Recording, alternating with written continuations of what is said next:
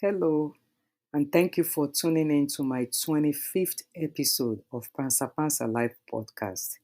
It was like yesterday when the first episode was released in March of 2021, and I promise you there are more interesting conversation coming your way. In this episode, I interview Itoro Bassey on a new release book titled Faith. I spoke to Bassi through Zoom, and she was located in Nigeria. There were some background noises that was unavoidable even after the recording was professionally edited. Please continue to subscribe, share, and rate this podcast. Thank you, and here is my conversation with Itoro Bassey. Have a nice day.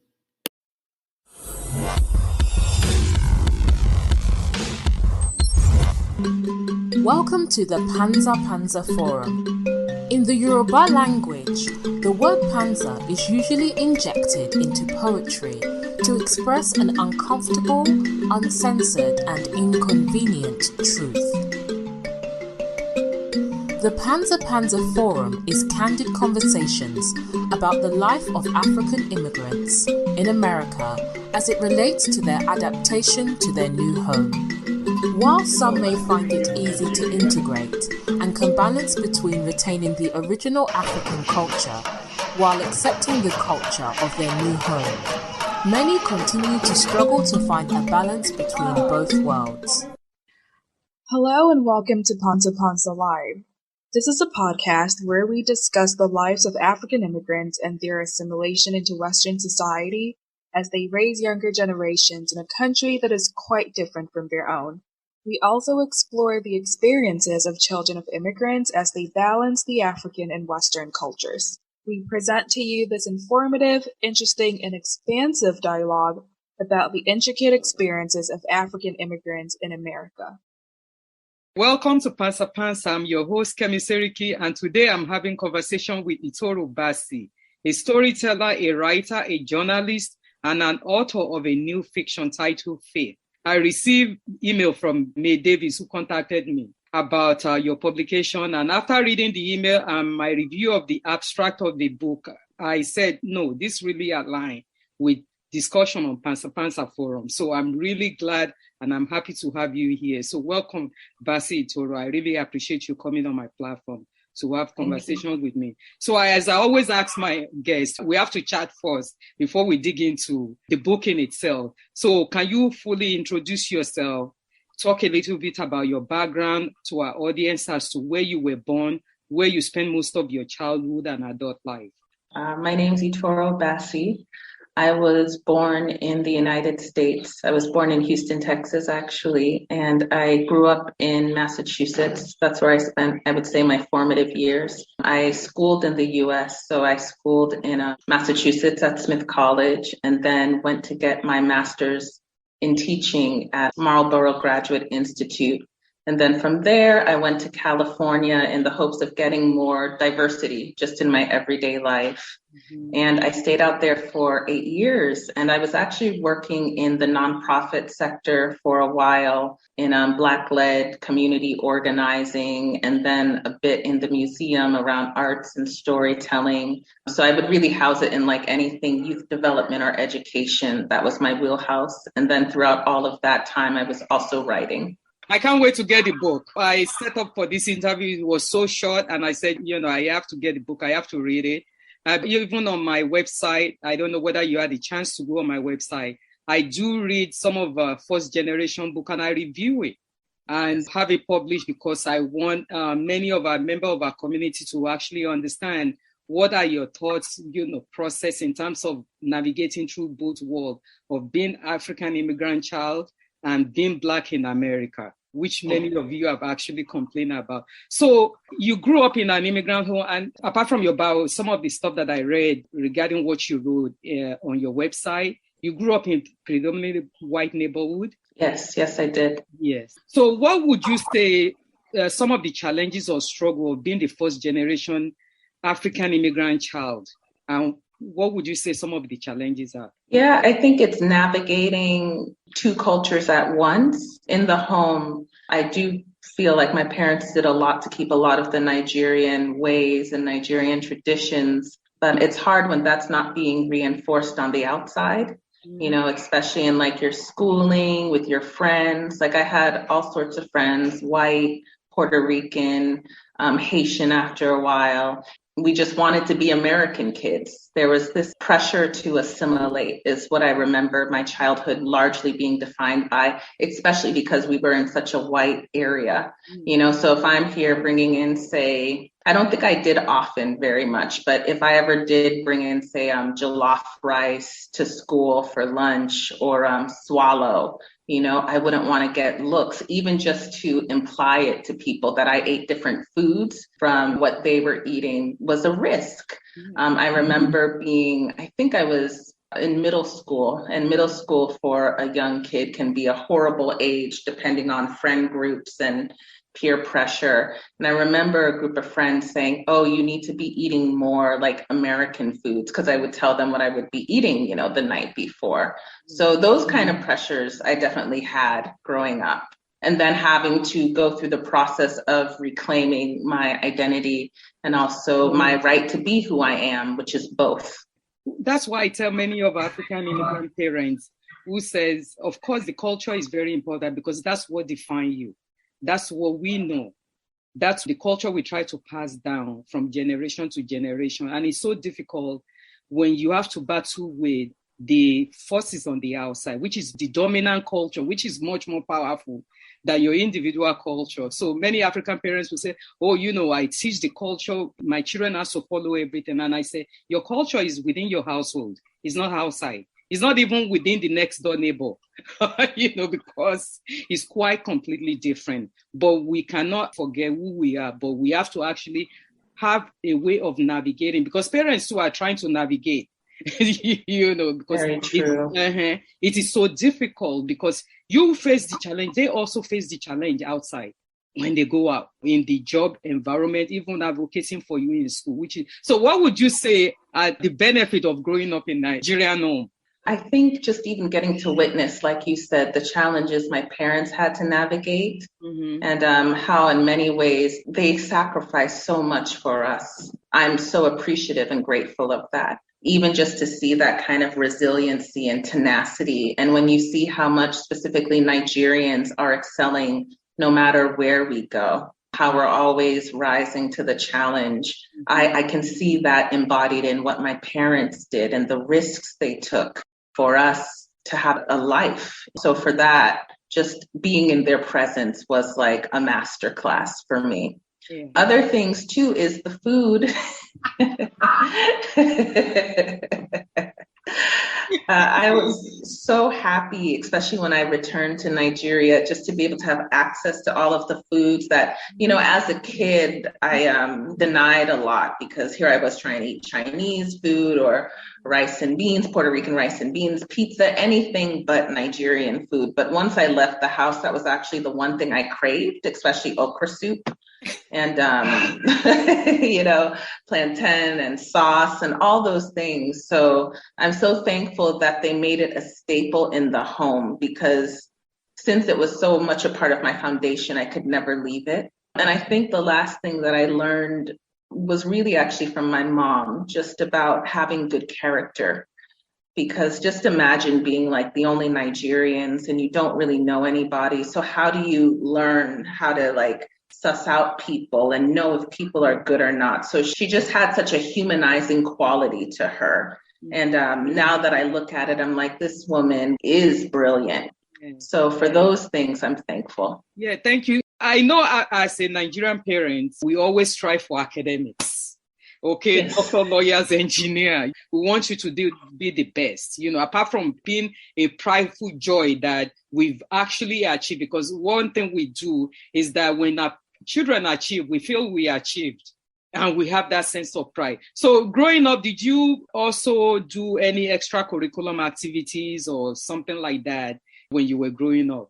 Yes, ma'am, I certainly did. Let's see, I was in band, and with a Nigerian parent, you can't just be in band, you have to be the best in band. Mm-hmm. So I went for all of the Central District, all of those special band groups that you had to apply and test for. I was in that.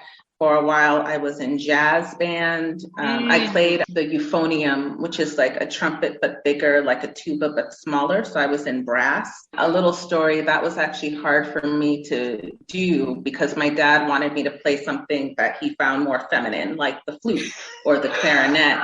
So, there aren't many ways for African immigrant children to go against the parents. But the one thing I did as my act of rebellion was just like, well, I'm going to play the most masculine instrument that I can find. So that was the euphonium, the baritone TC. And then I was also in show choir, chorus, central district choirs. I was in theater. For a while, I was in doing communications, like Teen Vid News, where we would be reporting the news that was going on at the school.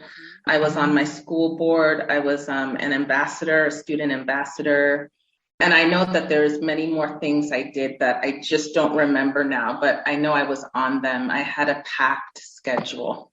Well, I'm glad that your parents able to encourage you to do that, because in many homes, many African parents may say, what I want you to focus on is your academic, and nothing more, nothing less.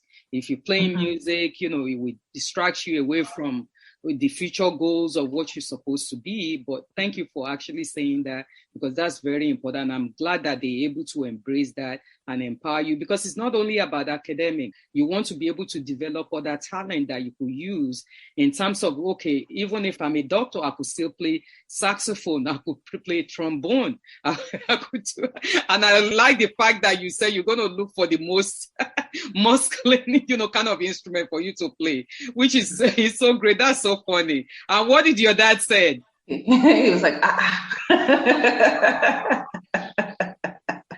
after a while, he allowed it. He was just like, fine, she's already in band. But what you're saying about the fact that they even embrace that I be in band is huge. Yeah, it is, because not too many. So living in mostly white neighborhood, how was it like growing up in predominantly white neighborhood? How did you navigate through the environment of being the only Black family in the area? How was your relationship with the school, the schoolmates, friends, and all that stuff? I think when you look at it externally, we did okay. I remember a neighbor brought over a dozen cupcakes for us, which I wasn't used to because I was coming from Worcester, Massachusetts, which was more city. So the idea of a neighbor walking over just to give you cupcakes and say welcome, that's something that stayed with me. I remember that happened when I was 8. We went to the YMCA, thankfully there were other kids of color, actually. There were Puerto Rican kids, but they usually lived in a different part of the neighborhood where there was predominantly Puerto Ricans in that area. So then there was other class thing that I think some of us have to deal with as well. School for me was hard. Up until high school, whether it was teachers not knowing how to pronounce my name, whether it was getting made fun of because of my color, because of my Africanness, my Blackness, and whether it was just being 9 years old and having a lot of energy and acting out, and the teacher not quite knowing what to do. I would say disparately punished. High school, though, that was when I looked at my sister, who was a role model for me, and I saw how she was achieving, and I think this is the beautiful thing about role models and why African immigrant children really need to see people doing things that are positive, that let them know that they can have a life where they can feel good about themselves. I saw that my sister was happy. And she was happy being a super achiever. She was happy in chorus. She was happy in band. She was happy getting all A's. And, once I got from middle school into high school, I was kind of well, I guess I'm getting older. And the beautiful thing, too, about growing up in an African immigrant household is that somehow we're always thinking of the future. I was definitely on a track to being in college no matter what. So once I hit the end of middle school, I did start asking myself questions of, well, how am I setting myself up? And the best example for that in a sea of white people was actually my sister. So then I was just well, I'm going to try to start getting good grades because I wasn't actually the best student. So So I was like, I'm going to study harder. I'm going to do all the things. And thankfully I did. And that buttressed me a bit, because then a lot of the teachers looked at me as a star student, which in many ways was true, but also came with its own complexities around tokenism. Yeah, it was an interesting time. And did you ever discuss your challenges with your parents? No, I don't think I did openly. I think I would come home, and specifically with my mother, she might see that something is off. So one thing that happened, and I think this is something too that we struggle with as like the children of immigrants, is that there's such at times a culture of silence, and sometimes it's intentional. A lot of the times it's unintentional, like my parents were just busy, and they had their own struggles to navigate as well. So it's not like we had a culture of let's talk about our day like other people did. But the one thing I remember my mom doing for me that I think really helped me was that in the school system, I had a guidance counselor. And I still remember her, Miss O'Connell, who for years would just listen to me like all my adolescent musings and problems. So I think she must have identified that I was going through some challenges around my Africanness, my identity, told my mom, and then they both worked together. And that's an interesting time, those teenage years, because you want your mom there, but you don't want her there because you want to seem like you've got it all together at the tender age of like 14. So Miss O'Connell being there helped kind of buttress that. Like, well, maybe you'd want to do things this way, Itoro, or how about you consider this? Even though my mom was staying at home, I could listen to Miss O'Connell more because she felt more neutral. Yeah. So for that, I'm grateful that I had that. We need to listen to our children, even picking them up from school to ask, how was your day today in school? And the children in response to also practice that, how was your day, Dad, at work today? How was your day, Mom? So it's something that we have to start implementing in our lives, because being that you are in Nigeria now, you will see the example of it, whereby parents and the children, they don't really interact. Parents just go around giving direction, only direction, do this, do that. But in terms of interacting back and forth, or even having the children to express themselves, to listen to their struggle, is something that we didn't grow up with, and it's so difficult for us to change.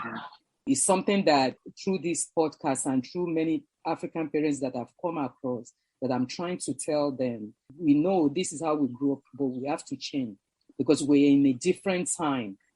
Not even apart from being in America or in Europe, but we are also in Nigeria, whereby we have to let the children have their time to actually talk, to express it.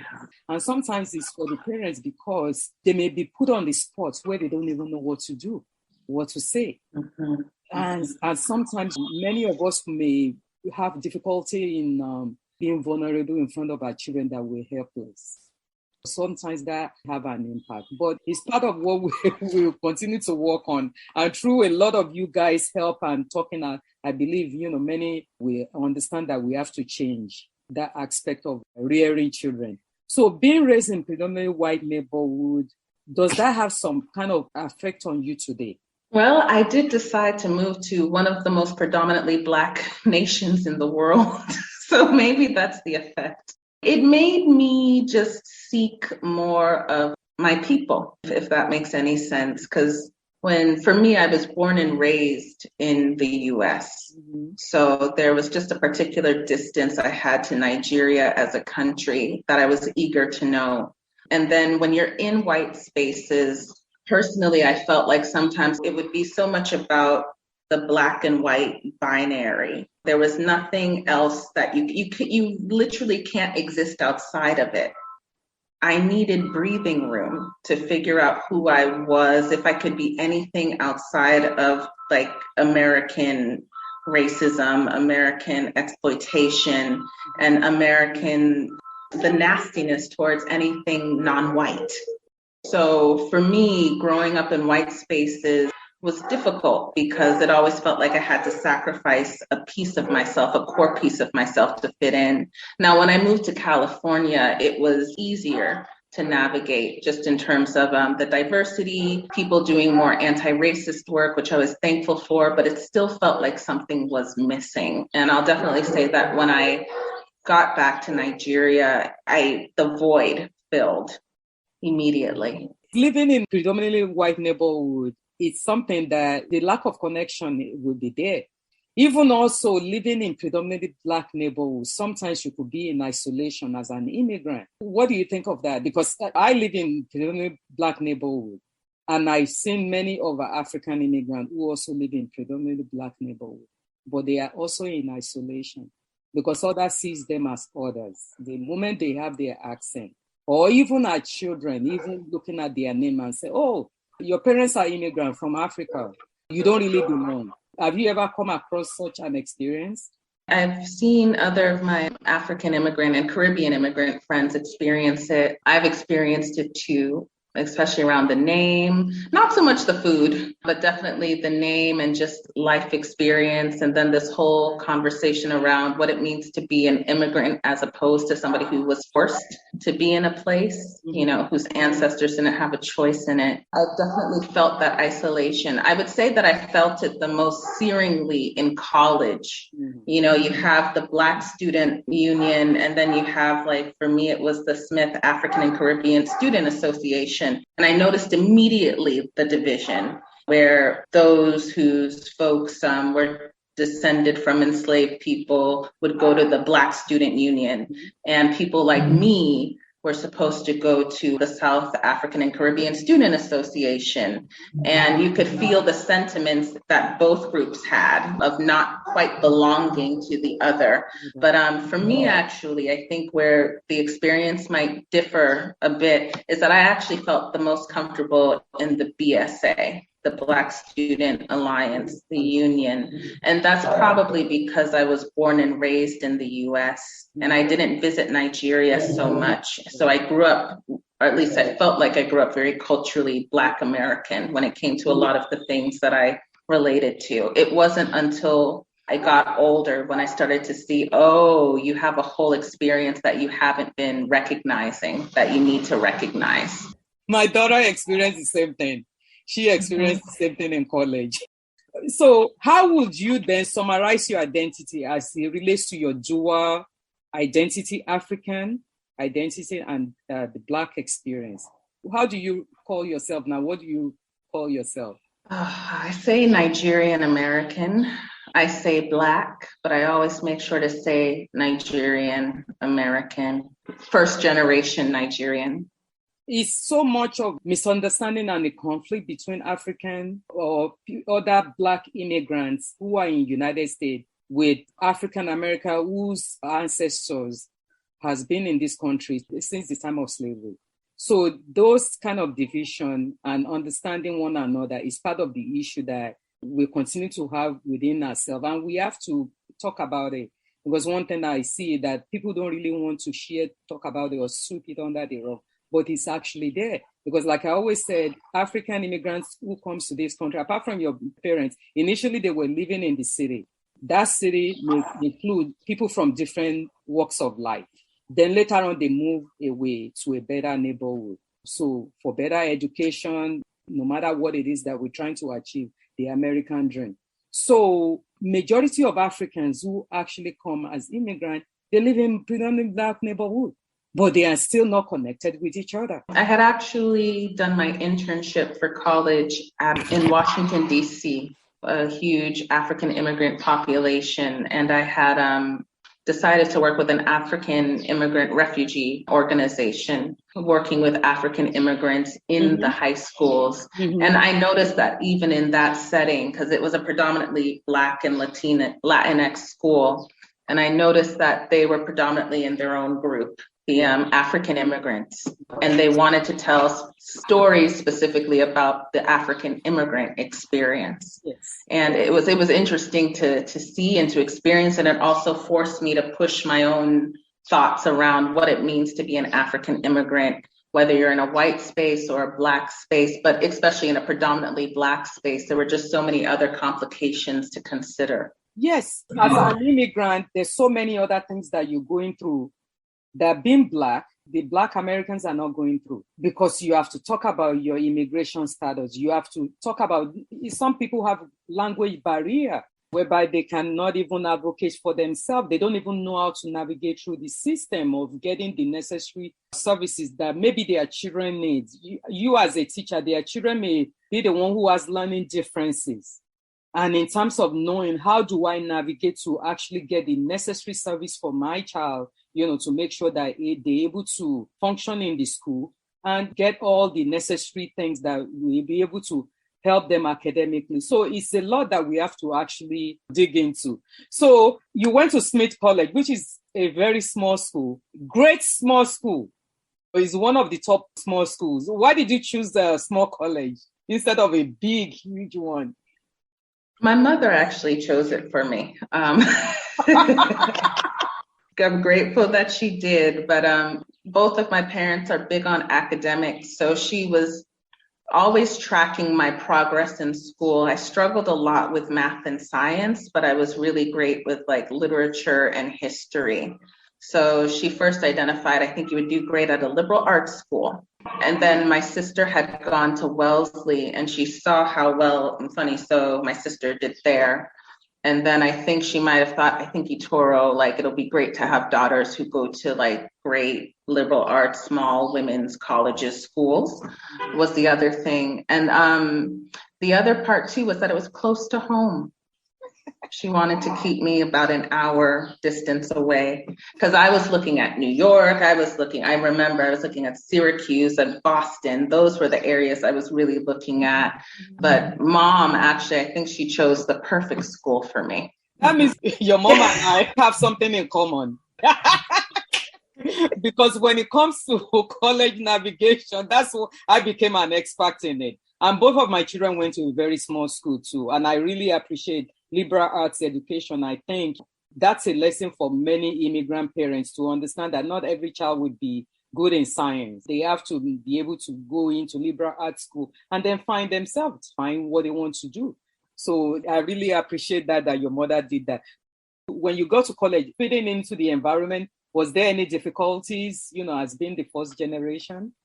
Not many, because maybe it's also because of my privileges. My parents both went to college as well. They both went to university, masters. My dad went on to get his PhD. Then my sister was at Wellesley. So I already had, and then like they would name the long list of our family members who have gone to college at all costs. So that was like kind of a part of the path.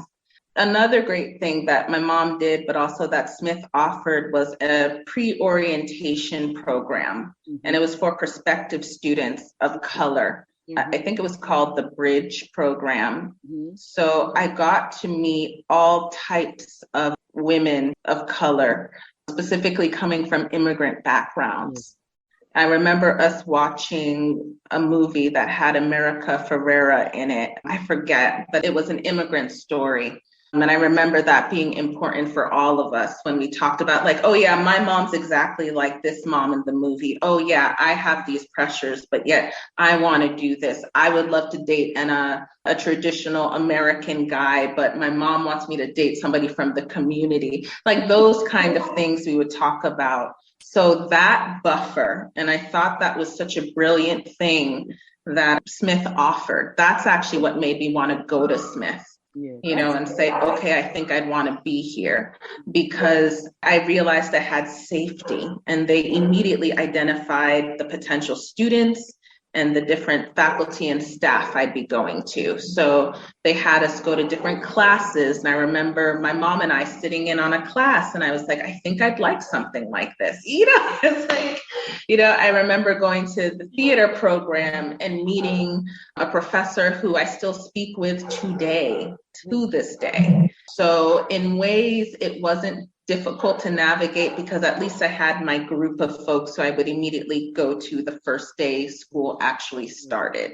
But yeah, there was definitely tricky things to navigate on college campus around race, especially because we're students and stuff, and we all come from different homes, gender, all of that. So I remember that being tricky as well.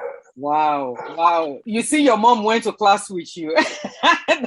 I like your mom already. Let me say, I even love her more for all those effort that she put in, because that's what you have to do as a parent, because you want to invest. It's not just going to school and say, make sure you do A, B, C, and D, but we want to also be part of the journey with you. So do you think, coming from African immigrant home, whereby we don't really promote back and forth interaction with our children of opinion, of ideas, do you think that influenced your interaction with professors when you were in college? I think it did a little, actually. That's such a great question. It took me a while. The classroom was actually where I had the most freedom. So I remember as a younger kid, I would always be talking. And I think that's why I acted out a lot, because it was the only place where I could really act out. But definitely, I remember being intimidated easily as a college student.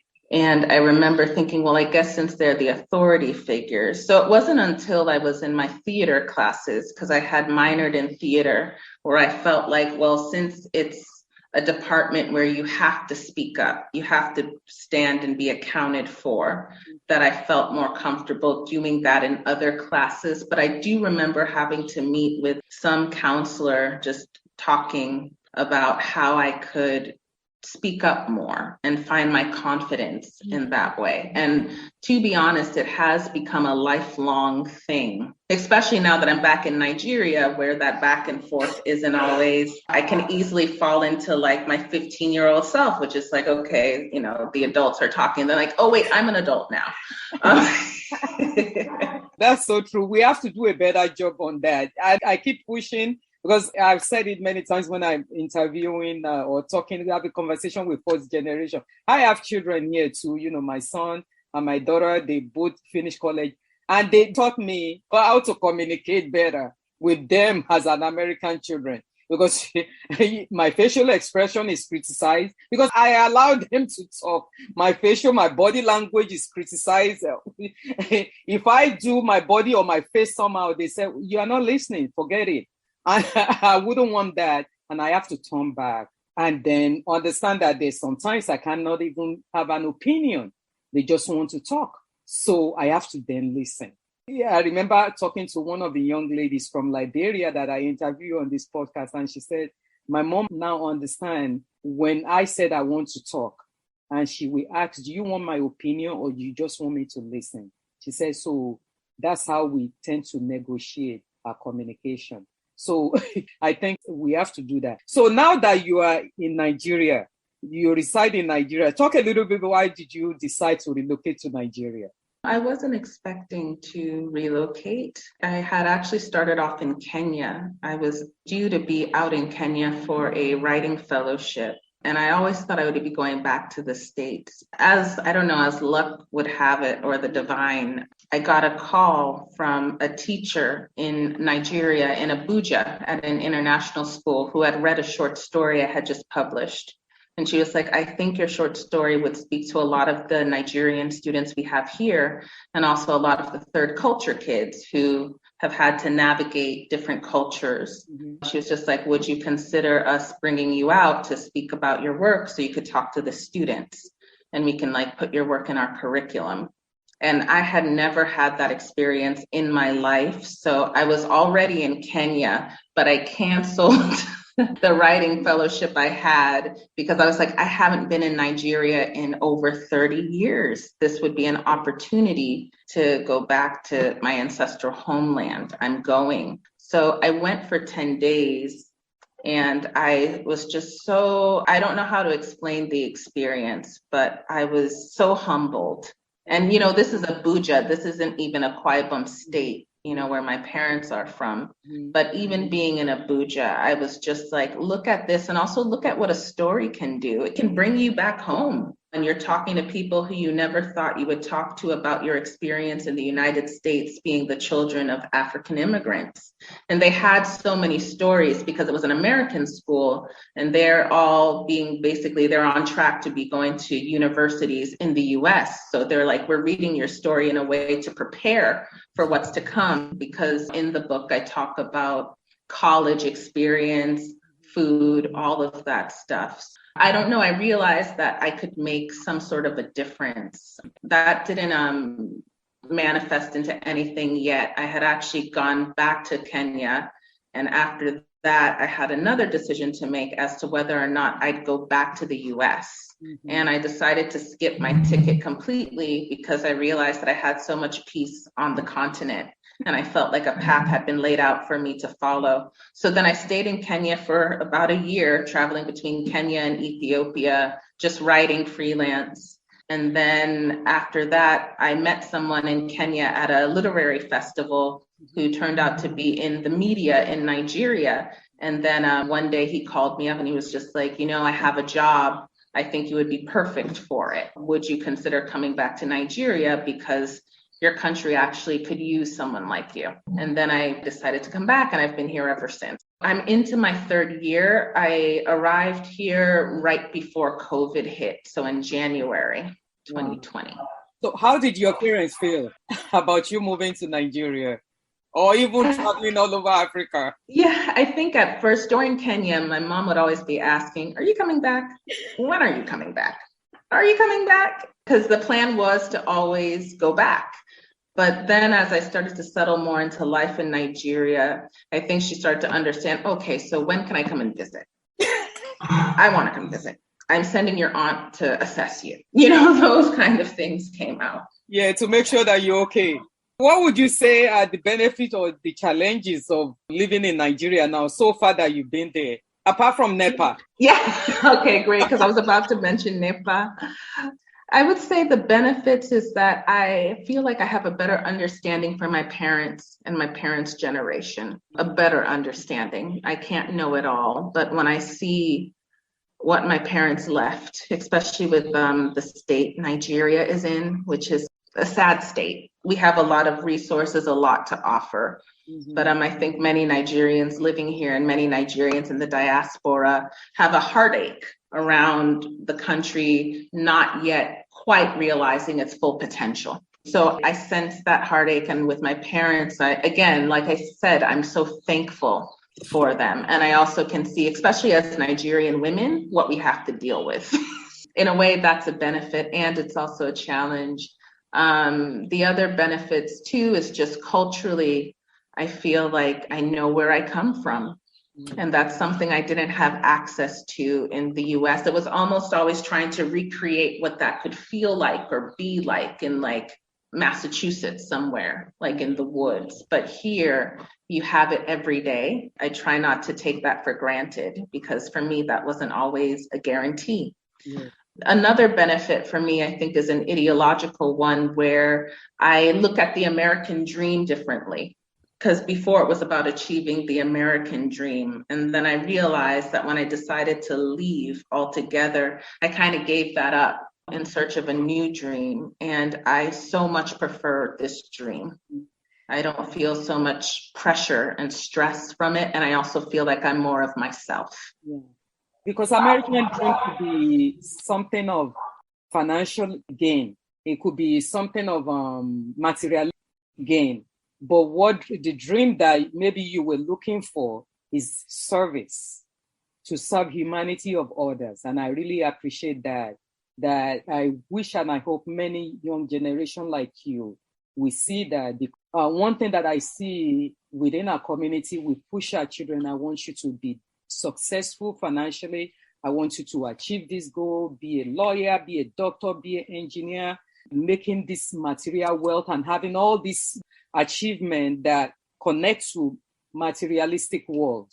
But we don't really push humanitarian world, which a lot of time is what is missing all over the continent of Africa, including Nigeria, because, we are not connected with humanity of others. What can I do to make the life of individual, to make the life of the society better?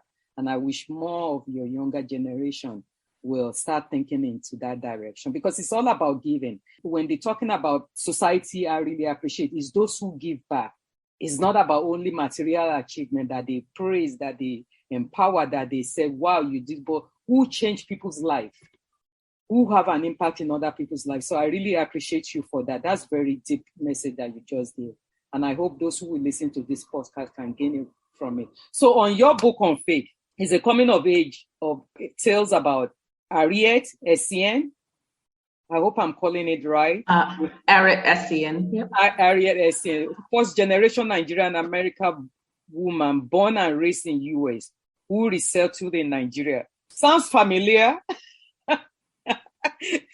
The novel reflects 4 generations of women, the riff on the ideas of faith, expectation, identity, independence. Is a heartbreaking conversation between the dead and the living, the past and the present, a young woman struggling to find her place in all. Can you tell our listener what inspired you to write Faith? And why did you choose the title Faith on this book? I had been writing it for 10 years, but I didn't know it. It had started out as short stories. It first started out as like little vignettes that was based off of my life. But then also as I started to speak to more, especially African immigrant women, and also read more specifically African and Caribbean immigrant writing, I was just like, there's just so much rich information here to like draw from. I've always been fascinated about how we navigate the United States specifically, because that's the place where everyone wants to get to, the land of milk and honey, the land where dreams can come true and you can be whoever you are. So I wanted to write a novel that excavated that idea and that really asked the question, who do you want to be? Yes. Given the legacies you've inherited, and what will you choose? Yes. And I feel like that's like a big thing for us as African immigrants. We're trying to figure out at any given moment in time who we are and how we'll walk forward. And specifically for first generation folks, but also if you've been born and raised somewhere different from your parents, it's easier for you to cut off. Will you cut off, or will you choose to do like Sankofa and look back? So that's why I wanted to write these stories, especially as a journalist, especially in like the last 6 years, I've been talking a lot to people, and I just wanted to find a way to put all those stories together. And then Faith came after the book was written, actually. That's not true. It came near the end of when the book was written. I'm not the best with titles, so I had to sit with myself and ask, what is this book about? Like, ultimately, what is it about? And then I was like, it's about faith. When we're talking about understanding, connecting with your root, connecting with what brings you to be who you are today. And I like the word Sankofa that you said, because Sankofa is an Akan word that said, in order to move forward, you must go back. You must retrace your track, your steps of how you become who you are today. And many times, like you said, as an immigrant, we still tend to find ourselves. We tend to find out, where do I want to go? Who do I want to be? So even after you achieve all those American dreams, the materialistic world that you think, you gain. So what is next? Where do you want to go from here on? So that's a big question. And I think your book needs to be, it needs to be part of community conversation for everybody to read, especially focusing on immigrant experience, Black immigrant experience, because it's very challenging when we have to look at how we navigate through this system of America or Europe or anywhere we are in the diaspora. Thank you so much. I can't wait to read it.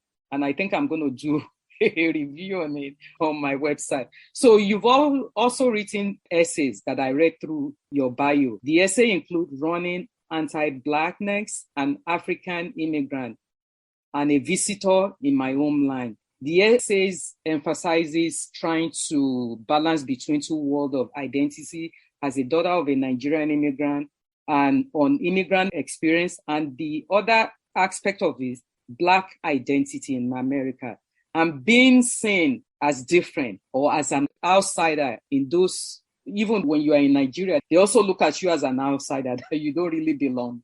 Because even me that I was born here, if I go there today, or your mother goes there today, say, oh, of course you were born here, but you are an outsider, you've been gone for a long time. Do you know the latest thing that is going on? You don't really belong here. So they tend to see you as outsider sometimes. How does this essay inspire you to write Faith? I feel like those essays all led up to Faith and propelled Faith forward. because especially when I left the United States, I was really thinking a lot about, first of all, how it felt like I was able to just let go of America, if that makes sense, and the particular stresses that came with being Black in America and being a Black woman in America, which I don't have to tell you or anyone, it's tough, and then you're also an immigrant. And then, like, as you were referencing, feeling lonely as a Black immigrant, an African immigrant in predominantly Black spaces, I was starting to feel that towards the end. And I think it was because I was going deeper into my own family history and seeing this is a vastly different experience.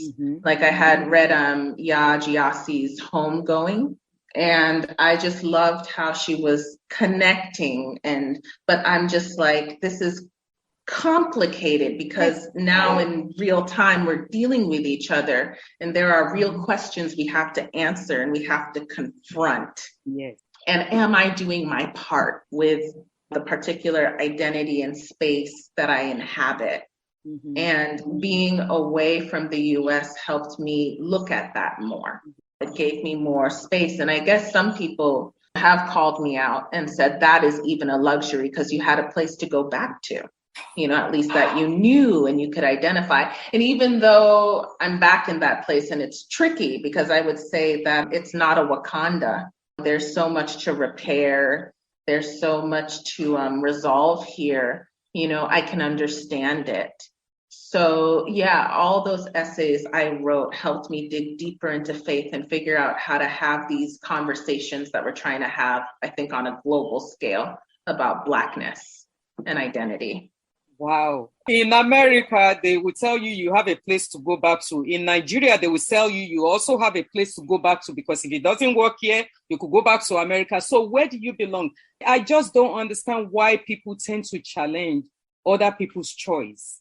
The same way that I could come here as an immigrant, you could go somewhere else as an immigrant too. I don't see anything wrong in that. And for the fact that of even the Nigerians that says, well, you have a place to go back to, even though when things doesn't go well or anything like that, I think it's completely wrong and actually pushing people away from coming back home to actually coming to do something, instead of actually trying to analyze and criticize and piece things the way it shouldn't be. If I have to sit down here and talk about that, it will take me the whole afternoon. So I just want to also ask, the book Faith in itself also reflects, according to the review that I read, intergenerational trauma, right? Focusing on a mother and a daughter relationship. When traumatic experience of a parent is not being recognized or addressed, it could pass down from generation to generation. And sometimes it could come in as a rigid way of imposing the culture or religion on younger generation. Can you discuss how this reflects on faith in the book Faith? Yes, I think faith, for me, at the heart of it, it's a quest for faith, for whether that's spiritual or more of a religious route. It's just, how does one choose with what they've been inherited? And a part of that for, I think, a lot of first generation immigrants is trauma. I mentioned the culture of silence that runs rampant in our communities. There are reasons for that silence. I know in Nigeria, we talk a lot, well, we don't talk a lot, but we reference how the Biafran War, for those of us from the South, really seemed to mess up our parents or impact our parents, even though we don't know why. And I wanted to bring some of that into the book, how these things that were beyond our parents' control, war, colonialism, and how religion got passed down through that vehicle, how these things got passed down to us, even though we're in a different place and we might not know it. And the best way I can explain it is as a trauma. When you talk about how you and your children now are doing work to heal, just even around communication alone, it took me a long time to even myself to learn how to communicate. That's why I think writing has always been so important for me as a way to heal. And I know a lot of African immigrants are like, I don't know how to talk to my parents, and I might never know. And then even in Nigeria, a lot of Nigerians my age with their parents, they're like, just do whatever they say. Yes. There's a lot we have to work through. When we look at it, we might say, oh, it's European culture.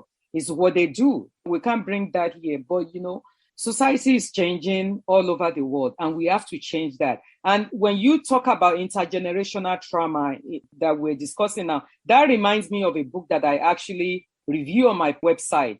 I don't know whether she actually have the same name as you, Bassi. The title of the book is called, I think I'm lying, but I'm telling the truth. And in that book, she detailed the relationship between her mother and her grandmother. It is very negative. And then she also reflects the relation between her and her mother, whereby there's no communication. So when she was going through mental health challenges, the mother, even as a nurse, didn't even know that was what her child was going through, because all she was doing is work and provide, because we feel like, okay, I have shelter for you, I have food in the fridge, what else do you need? So we are not thinking about the emotional challenges that our children may be going through that also come from our own background of our experience, how we grew up, some of the experiences negative experiences that we buried. We don't know that that's actually surfacing. We don't know what is going on with us. I'm really glad that you're able to reflect on that. So do you have any comment on Bassi, if you are aware of her? Yeah, I know of her work. I know of that book too. I read some of it, so I want to be honest. I didn't read all of it, but I will. I know of a lot of Nigerians here, because Nigeria has a huge literary scene, who have read her work and who are really thankful to her for talking about that experience, because many Nigerians here are looking to understand more of what's happening abroad. Yes. And the psychology of it. When I say failure is not an option, what thought comes to mind, especially being raised in a Nigerian immigrant home that says failure is not an option?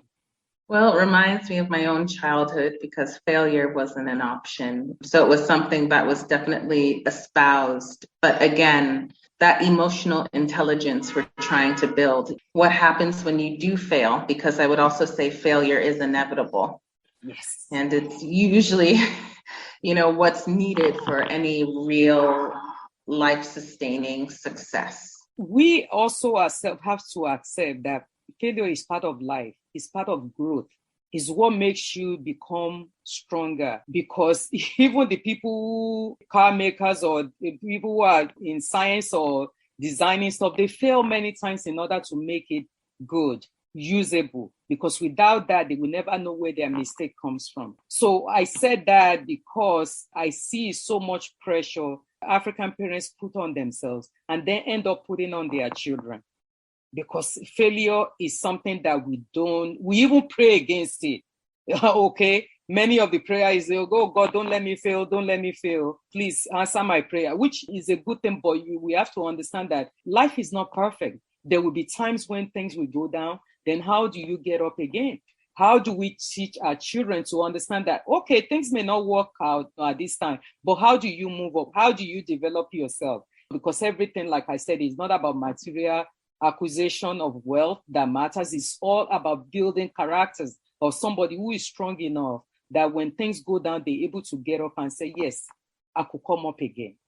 I learned from failure. I learned from not being adequate. There's nothing wrong in that. And that also brings me to the idea that even here, when we have within our community, family may be going through so much stuff with their children, but they don't want to say anything about it, because why? If I tell to another Nigeria or my African people who are also part of my community, I'm going to be laughed at. I'm going to be looked at as being a less of a parent.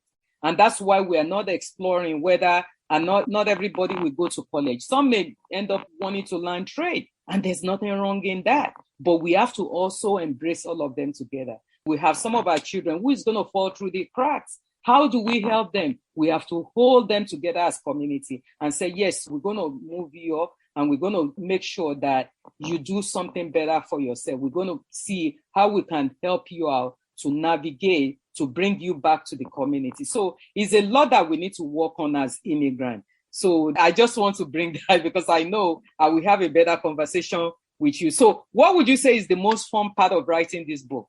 I would just say seeing how the characters come to life and interact with one another.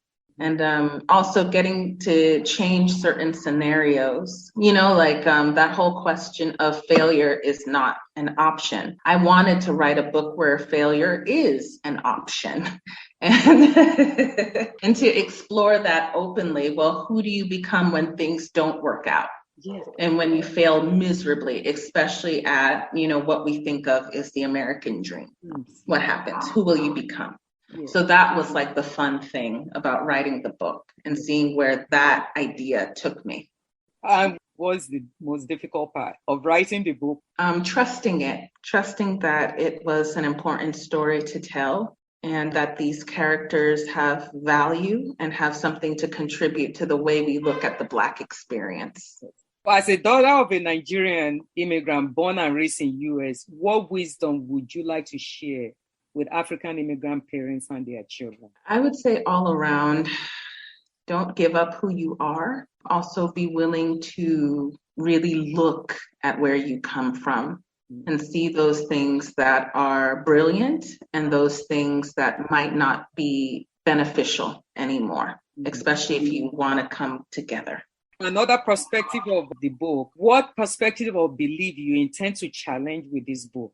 And what would you like the readers to take away from it? I keep saying it. I think I really do want to challenge this idea of the American dream, that just because you're in the United States, you've made it. And it's not to detract from what it takes to get there. Because when I look at my parents, again, I'm in awe of them. But I think what a lot of my generation is questioning, like, at what cost did our parents have to sacrifice? And now maybe as the younger generation, what do we have to retrieve, like the Sankofa, so we can become more whole people, who can heal? So are you planning on doing book discussion or community discussion in the United States? Because you're not based in Nigeria. It's as if we're being looked at as a stepchild now. The book actually relates to us more. It's very true. I've been doing a lot more book discussions, I have to say, in Nigeria and on the continent. And I think that's where it is for now. I'm hoping in the next year or so, I'll circle back to the US. But I will say right now, it's the continent. Okay. We need it here too. So what other projects are you working on now? I am working on my next book. Yeah, I would like to write another one. So I've started. Okay. I'm also working on some short essays. Oh, okay. That's good. That's good to know. So for those who wants to get the book, how can they get it? It was published actually in the US, which makes it even funnier. So you can get it at malarkeybooks.com. Yeah, that's where you get it. Or you can get it on Amazon as well. You also have it. And how can our listener connect with you, those who wants to connect with you? How can they connect with you? I'm on Twitter at Itoro Flower is my handle. And then Instagram, Itoro Bassey _. So thank you so much for coming. I really appreciate you. So Pansa continue to normalize conversation about the importance of community engagement, about African immigrant experience in America as well as in the diaspora. As I always say, as we continue to publicly discuss difficult issue in our community, we're shredding away stigma that is associated with uncomfortable dialogue. Thank you so much, Itoro Bassey, for coming to Pansa platform to have this discussion of your new book, Faith, on this platform. And I'm looking forward to reading the book because I'm very passionate about African immigrant experience, stories, and their resiliences. And I'm happy to have you here. Thank you for having me. Thank you for tuning in to this episode of Pansa Live Podcast.